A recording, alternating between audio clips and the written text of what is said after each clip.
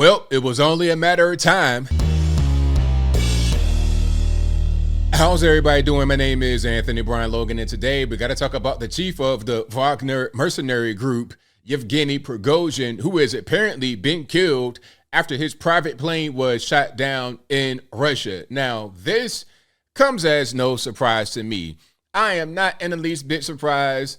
I'm really, like I said from the beginning, what I am surprised about is that it took this long, okay? After what happened a few weeks ago, which we'll get into in a minute, I thought he might get killed right there after the whole thing played out. Now, before I go into why I'm not surprised and what happened a few weeks ago, let's look at the article right here. This is on BBC News. And if you want to see the article, video, whatever I'm going to show, I will link to everything in the description box. If you're on IG, visit the link in the bio, go to the corresponding article on the website. But you see what the headline says: Wagner chief Yevgeny Prigozhin presumed dead after Russia plane crash.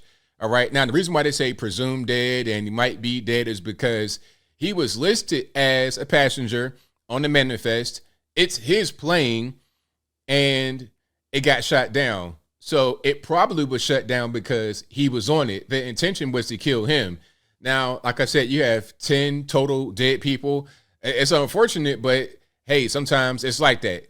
Let's get into a little bit what's going on here. Then I'm going to get into what happened previously. So you see what's going on. Wagner boss Yevgeny Prigozhin was on the passenger list of a jet which crashed, killing all on board, Russia's Civil Aviation Authority has said.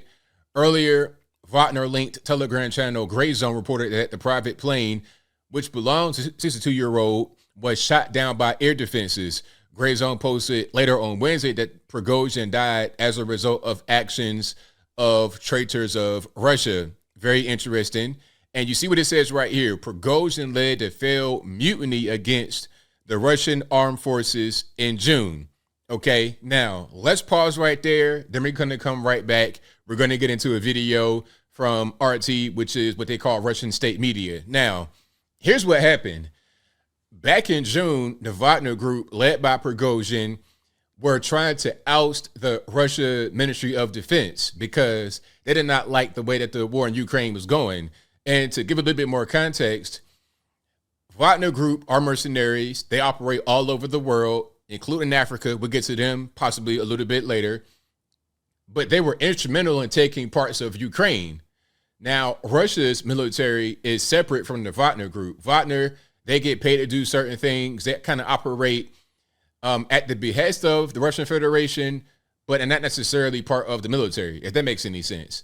But anyway, Wagner did not like what the Russian military were doing. They were talking about, oh, you guys are undermining us. You're not doing the right thing in Ukraine. So the objective was for them to basically lead a coup within Russia to take over parts of the government. They started near the border of Ukraine, way south of Moscow, and then they were literally marching. I'm talking about they had their vehicles, all kind of stuff, up to Moscow. And the Russian military were trying to put dead vehicles, big, crazy, like tractor trailer length vehicles, all kind of heavy equipment.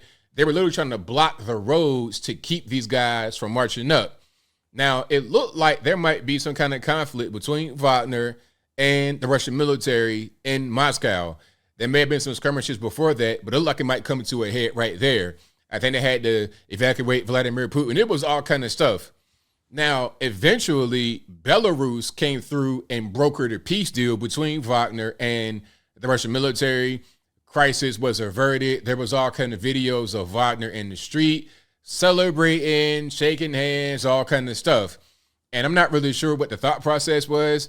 Maybe Wagner and Prigozhin and the rest of them thought that, hey, since there was really no coup, it really didn't happen, then no harm, no foul, right? Putin let us go. But see, the thing about Vladimir Putin is that he allegedly will have you deleted if you're a journalist that says bad things about the country. Okay, you're a journalist, you're putting out bad information, misinformation, you might get deleted, allegedly, potentially, perhaps.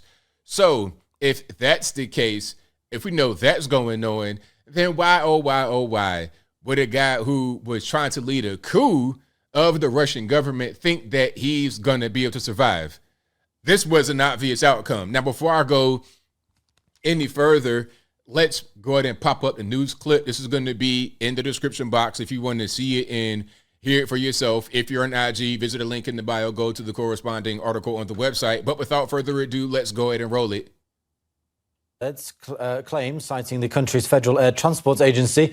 The Wagner military group chief, Yevgeny Prigozhin, was listed as a passenger on a plane that's crashed in Russia's Tver region to the northwest of Moscow.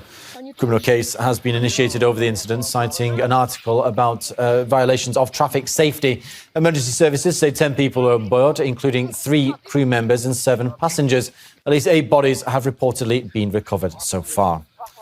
Well, let's cross live now to RT correspondent Roman Korsarev for more on this.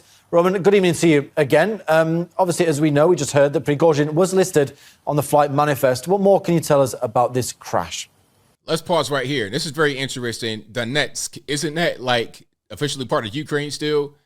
I'm not really sure. They're saying Donetsk Republic, Russia, but some would say that it's Donetsk Republic, Ukraine. Maybe I'm getting that wrong. Y'all let me know if I'm right, wrong, whatever, in the comments below. Well, despite all the frenzy in the social media and in the news, we still have no confirmation whether the head of the Wagner private military company, Yevgeny Prigozhin, is either dead or alive. But we do have reports from Russian media that his name was listed as part of the crew, as part of the passengers, and it was confirmed by Russian aviation authorities as well that he was on the flight from Moscow to St. Petersburg. Once again, at this point in time, these are all speculations that Yevgeny Prigozhin was on this flight. Now, it was a private business jet flight from Moscow to St. Petersburg. There were 10 people on board, including 3 crew members. So far, Russian authorities have discovered 8 bodies. So that's pretty much what it is. I'll link to this whole video in the description, but you get the idea. They've so far recovered 8 bodies, and by the time that I'm recording this, and by the time you see it, they may have all the bodies recovered. And they keep saying that it's just kind of speculation about Prigozhin, because although he was listed on the manifest and it was his plane and he should have been on the plane, and that's probably the reason why it was shot down, maybe there's a slim chance that he was not on the plane. Maybe they don't want to say that he did get deleted or he's deceased until they recover his body. Maybe that's the thought process going on there. And you see, this is another article from New York Times. It says Prigozhin listed as passenger on plane that crashed, killing all on board. Okay. Again, they're going to say that all the time because they want to just make sure before they get his body. Now, here's an article. Russian mercenary leader Yevgeny Prigozhin said to be recruiting Wagner strongmen for Africa. Now, this is a newer video that he released, and I think this might have been his last video talking about recruiting strongmen for Africa. But although the video is more recent and new, the efforts of Wagner Group in Africa are not new. They've been in Africa for a very long time, probably as long as China and U.S. and everybody else.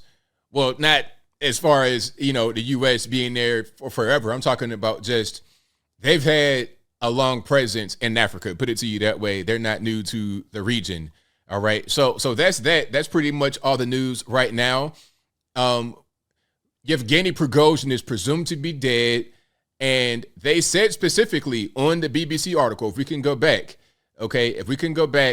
it says that the plane was shot down by air defense. It says it right there, shot down. That's very specific. It wasn't just a crash. It wasn't an accident. It wasn't some kind of mechanical malfunction.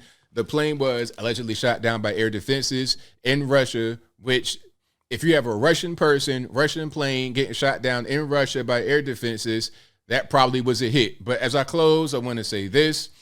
I'm not surprised at all. I'm not surprised that he got deleted, allegedly. I'm surprised that it took this long. Okay? It probably could have happened right when the rebellion was going on. Like, during the actual rebellion, it could have happened. So, to happen 2 months later, hey, I guess some say that revenge is a dish best served cold. But I think I'll leave that right there for now. And what say you? Are you surprised at what's going on? Or do you think that Prigozhin is not dead? Could it be just a false flag? Maybe he's still living, but you got to have Vladimir Putin give off the air of being able to strike back at some woman to do something like this. Because if he does nothing, then he's weak, he's soft, he's a feckless leader. Whatever your thoughts are on that, let me know in the comments below. You guys know where I'm at. I think he is dead.